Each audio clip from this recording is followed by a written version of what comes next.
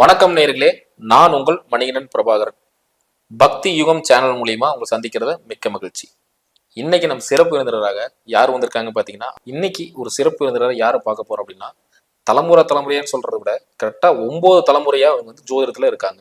So அப்படிப்பட்ட நபர் தான் நீங்க நம்ம சந்திக்க போறோம். கோபால்ஜி ஐயா தான் வந்திருக்காரு. ஸோ ஃபர்ஸ்ட் ஆஃப் ஆல் அவங்கள வெல்கம் பண்ணிடலாம். வணக்கம் ஐயா. வணக்கம்.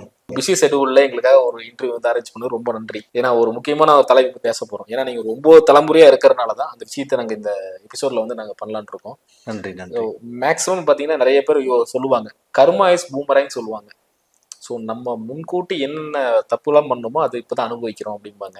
கண்டிப்பா. இல்லைன்னா சில பேர் சொல்லுவாங்க நம்ம தாத்தா பண்ண தப்புக்கு பேரன் அனுபவிக்கிறான், அப்பா பண்ண தப்புக்கு மகன் அனுபவிக்கிறான் அப்படின்னு சொல்லுவாங்க. ஸோ அந்த கர்மாவை பத்தி இந்த எபிசோட் ஃபுல்லா நம்ம பார்க்க போறோம். ஸோ கர்மா அப்படிங்கிறது வந்து ஐயா உங்களோட பார்வையில கர்மானா என்னங்கய்யா? ஃபர்ஸ்ட் ஆஃப் ஆல் அதாவது கர்மா அப்படிங்கிறது என்னன்னா, நம்மளுடைய முன்னோர்கள் அவங்க செஞ்ச நல்லது கெட்டது அதன் அடிப்படையில தான் ஒவ்வொரு பிறப்பிலையும் ஒவ்வொரு மனிதரும் அனுபவிக்கிறாங்க. இதைத்தான் நம்ம கர்மான்னு சொல்றோம். நல்லது செஞ்சிருந்தாங்கன்னா நம்ம முன்னோர்கள் நம்ம நல்ல விஷயங்களை அனுபவிப்போம். வாழ்க்கையில நல்ல மனைவி, நல்ல மக்கள், நல்ல வசதி, நல்ல சந்தோஷமா வாழ்ந்துட்டு இருப்போம். ஒரு சிலர் ஆகப்பட்டது நல்ல மனைவி அமைவதில்லை, நல்ல தொழில் அமைவதில்லை, நல்ல சந்தோஷம் அமைவதில்லை, நல்ல ஒரு செல்வந்தராக வாழ முடியறதில்லை. இது வந்து அவங்க முன்னோர்கள் செஞ்ச கர்மா.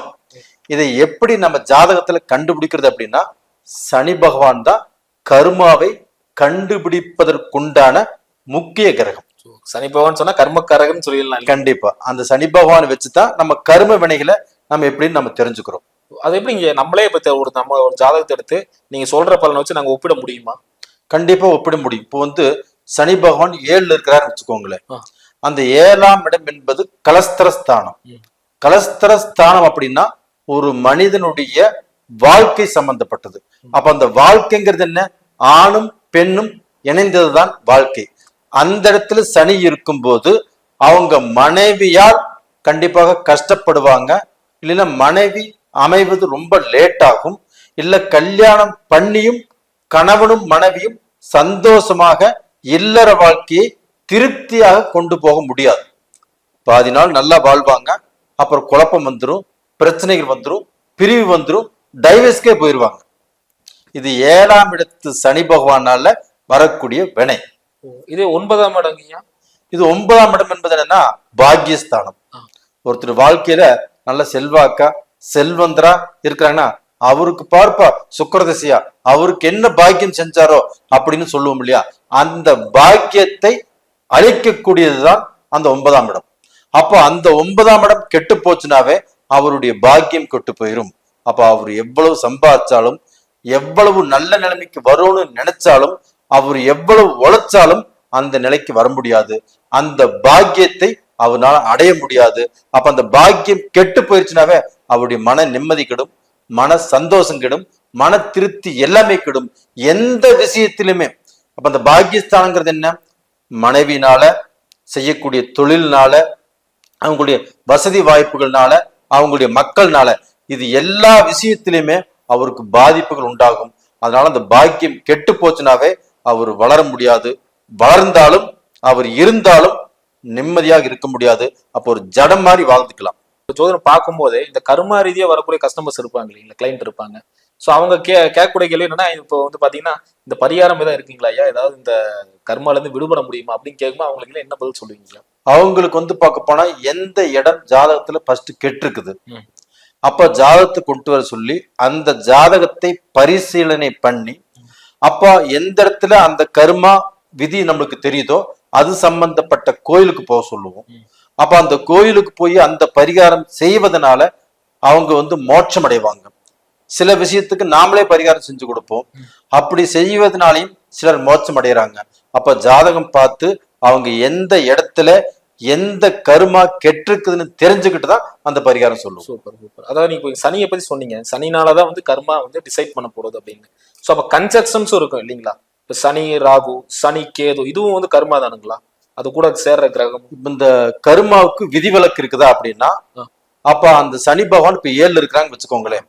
அந்த 7ல் இருக்கக்கூடிய சனி பகவானால இல்லற வாழ்க்கை பாதிக்கப்படும் நான் சொன்னேன். அப்ப அந்த பாதிப்பு அந்த 7ஆம் இடத்துல சனி இருக்கிறதுனால வருது. இதற்கு விதிவிலக்கு என்னன்னா, அந்த சனி பகவானை சுபகிரகமான குரு பகவான் பார்த்துட்டார் அப்படின்னா அந்த பார்வையினால தோஷம் நிவர்த்தி ஆகுது. அப்ப குரு பார்த்தால் கோடி தோஷம் நிவர்த்தி. அப்ப இதனால அந்த சனி அந்த கர்மாவிலிருந்து விலகி அவங்க நல்ல வாழ்க்கை வாழ்வாங்க. நேரில் கேட்ட கேள்விதான், இந்த பெண் சாபத்தை பத்தி கொஞ்சம் சொல்லுங்க அப்படின்னு கேட்டிருந்தாங்க. ஆக்சுவலா இந்த பெண் சாபம் என்ன? அதாவது நீங்க கேட்டது அருமையான கேள்வி. இந்த பெண் சாபம் அப்படின்னாவே முதல் நம்ம சொல்லக்கூடியது என்னன்னா, மனைவிக்கு துரோகம் செய்வது. இதுதான் பெண் சாபத்தின் அடிப்படை. அது போக மனைவியை சித்திரவதை செய்வது. ஒவ்வொருத்தர் கல்யாணம் பண்ணிட்டு அந்த மனைவி இருக்கவே இன்னொரு பெண்ணுடன் தொடர்பு வச்சுக்கிட்டு நான் அப்படித்தான் செய்வேன், அப்படித்தான் போவேன் அப்படின்னு பார்க்க போனா மனைவி கிட்ட துன்புறுத்துவது, மனைவியை அடிப்பது, மனைவியை சித்திரவதை செய்வது. இது போக இப்ப கல்யாணம் ஆயிடுச்சுன்னு வச்சுக்கோங்களேன், அவங்க குடிகாரனா இருப்பாங்க, மனைவி குடிக்க வேண்டாம்னு சொல்லுவாங்க, அவங்க குடிப்பாங்க, குடிச்சிட்டு சொத்தை அழிப்பாங்க, குடும்பத்துடைய மரியாதை கெடும், குடும்பத்தில் இருக்கக்கூடிய தன்னுடைய மக்களை பத்தியும் கவலைப்படாமல் மனைவியை பத்தியும் கவலைப்படாமல் அவங்க சித்திரவதை செய்வாங்க. இதனால அவங்களுக்கு அந்த பெண் சாபங்கிறது கண்டிப்பாக வரும். அது போக பெண்களை இழிவாக பேசுவது, இதனாலையும் இந்த பெண் சாபம் வருது. ரெண்டாவது பாத்தீங்கன்னா, இப்ப நம்மளுடைய தாத்தா நம்மளுடைய முன்னோர்களாகப்பட்டது அவங்க அந்த காலத்துல ஊர்ல ஒரு வசதியா இருந்திருப்பாங்க, ஒரு செல்வாக்கா இருந்திருப்பாங்க. அப்ப அவங்களுக்கு பெண்கள் தொடர்புங்கிறது உருவாயிருக்கும். இல்லைன்னா இவங்களுடைய அதிகாரத்தை பயன்படுத்தி அந்த பெண்ணை தனக்கு இணங்க வச்சிருப்பாங்க. அப்ப அந்த பலவந்தப்படுத்துறதுனாலையும் பலவந்தப்படுத்தி கெடுக்கிறதுனாலையும் இந்த பெண் சாபங்கள் வருகிறது. அப்ப சிலராகப்பட்டது இந்த பெண்ணைத்தான் நாம கல்யாணம் பண்ணிக்குவேன் அப்படின்னு சொல்லி அவங்களோட ரொம்ப பழகிட்டு அந்த பெண்ணை கல்யாணம் பண்ணாமல் வேறொரு வரன் பார்த்து கல்யாணம் பண்ணிக்கிறாங்க. இதனாலேயும் அந்த பெண் சாபம் வருகிறது. பெண் சாபம் சொன்னீங்க, இப்போ ஜோதிட ரீதியாவே அந்த பெண் சாபத்தை நம்ம எப்படி கண்டறிய முடியுங்க? இப்ப எனக்கு பெண் சாபம் இருக்கு இல்ல அப்படிங்கிறது எந்த கிரகத்தை வச்சு நம்ம எப்படி கண்டுபிடிக்கிறது? இது பார்க்க போனா ஜாதகத்துல அந்த சூரியனும் ராகுவும், சூரியன் அப்படிங்கிறது ஒரு முதன்மை கிரகம், நவ கிரகங்களின் அரசன். அந்த சூரியனோடு ராகு இணைந்து ஜாதகத்துல எங்க இருந்தாலும் அது பார்க்க போனா அந்த சாபத்துக்கு உண்டான அறிகுறி. அப்ப அதை வச்சுதான் நம்ம அந்த பெண் சாபத்தை நம்ம கணக்கு போடுறோம். அதே சமயத்துல இந்த ராகு ஒரு இடத்துல தோஷம் அடைஞ்சு இருக்குதுன்னா இதுவும் பெண் சாபத்துக்கு உண்டான அறிகுறி. இப்ப ராகு தோஷம் அடையுதுன்னா எப்படிங்க அதுக்காக? இப்ப இந்த ராகு 2ஆம் இடத்துலயோ 7ஆம் இடத்துலயோ 8ஆம் இடத்துலயோ இருந்தால் தோஷம். இந்த ராகுவுடன் சூரியன் இருக்கிறாங்கன்னா இது பார்க்க போனா பெண் சாபத்தீடும். இப்ப நம்ம 9 தலைமுறையா இந்த ஜாதகம் பார்த்துட்டு இருக்கிறோம். எங்களுடைய முன்னோர்கள் அவங்க தலைமுறையாக பார்த்து எங்களுக்கு சொல்லி கொடுத்துட்டு போன விஷயங்கள் இதுதான். இப்ப நான் புக்ல படிச்சு இப்போ நடைமுறையில ஒரு கோர்ஸ் பண்ணி ஜோசியரா வரவங்க நிறைய பேர் இருக்கிறாங்க. அப்படி நாம வர்றதில்லை.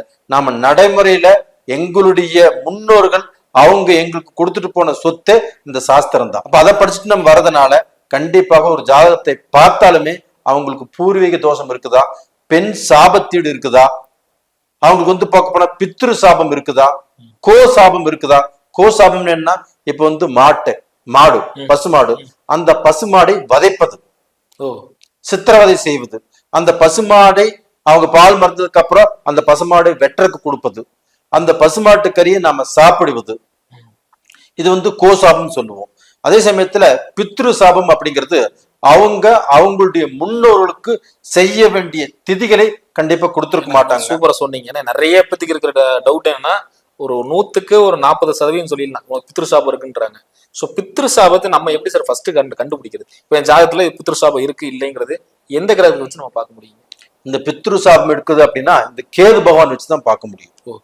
அப்ப அந்த கேது பகவான் ஆகப்பட்டது எங்க இருக்கிறாங்க அதை வச்சுதான் நம்ம கண்டறிய முடியும். இதே கேது பகவான் 9ஆம் இடத்துல இருக்கிறாங்கன்னு வச்சுக்கோங்களேன். 9ஆம் இடம் என்பது தகப்பனுடைய ஸ்தானம். தகப்பனை பத்தி பார்க்கக்கூடிய ஸ்தானமும் அதுதான். அப்ப அந்த ஸ்தானத்துல அந்த கிரகம் இருக்கும்போது உங்களுக்கு பித்ரு தோஷம் இருக்குது. அப்ப அந்த பித்ரு தோஷம் அப்படிங்கிறது உங்களுடைய அப்பா, உங்களுடைய தாத்தா, உங்களுடைய முன்னோர்களுக்கு நீங்கள் செய்ய வேண்டிய அந்த திதி கொடுக்கல, உங்க அப்பாவும் அந்த திதி கொடுக்கல, அவங்களுக்கு செய்ய வேண்டிய தர்ம காரியங்களை நாம செய்யல.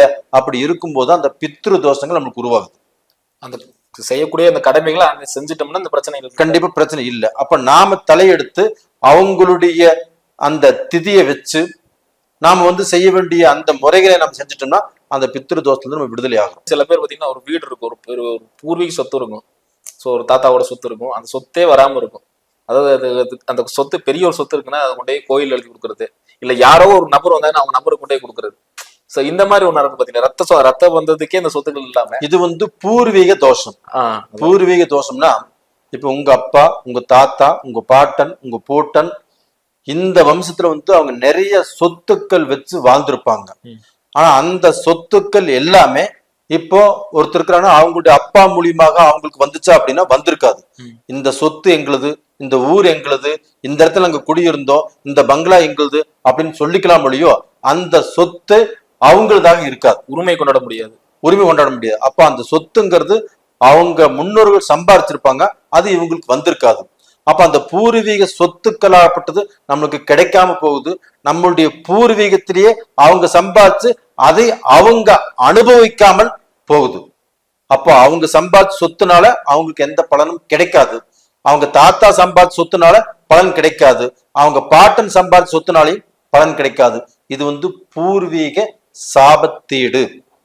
இந்த சாபத்தீடு இருந்தங்காட்டிதான் அவங்க வாழ்க்கையில அவங்க சம்பாதிச்ச சொத்து, அவங்க முன்னோர்கள் சம்பாதிச்ச சொத்து அவங்களுக்கு கிடைக்காது. அவருடைய வாழ்க்கையிலும் அவர் எவ்வளவு கஷ்டப்பட்டாலும் அவங்களும் நல்ல நிலைமைக்கு வர முடியாது. அவங்க எவ்வளவு சம்பாதிச்சாலும் அந்த சொத்து மூலியமாக ஒரு சந்தோஷத்தையோ ஒரு திருப்தியையோ கொண்டாட முடியாது. அதை அவங்க மக்களுக்கு கொடுக்கணும்னு நினைச்சாலும் அவங்க மக்களை அதை அனுபவிக்க முடியாத அளவுக்கு சில சூழ்நிலைகள் வரும்.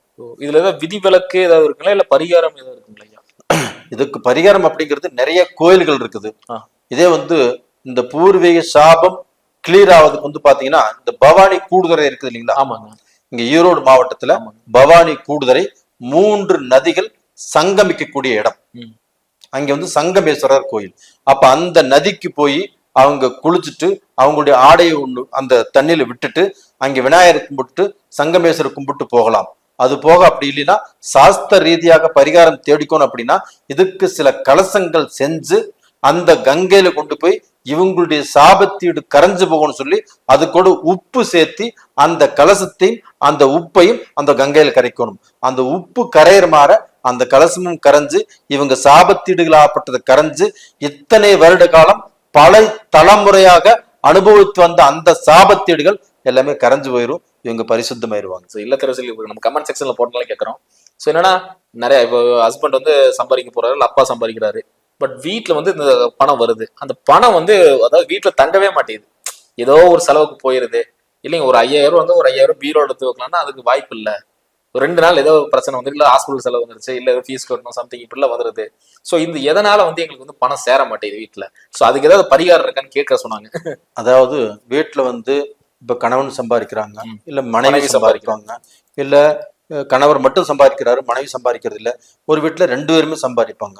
அப்ப 2 பேருமே சம்பாரிச்சு இல்ல அவங்க ஒருத்தர் மட்டுமே சம்பாரிச்சு ஒரு 4 வருஷம் 5 வருஷம் கழிச்சு பார்த்தா அவங்க ஒரு நல்ல பொசிஷனுக்கு வந்திருக்கணும், இல்லைன்னா ஓரளவுக்காவது நல்லா இருக்கணும். ஆனா அவங்க நல்லா இல்லை. அவங்க எவ்வளவு சம்பாரிச்சாலும் பத்துறது இல்லை.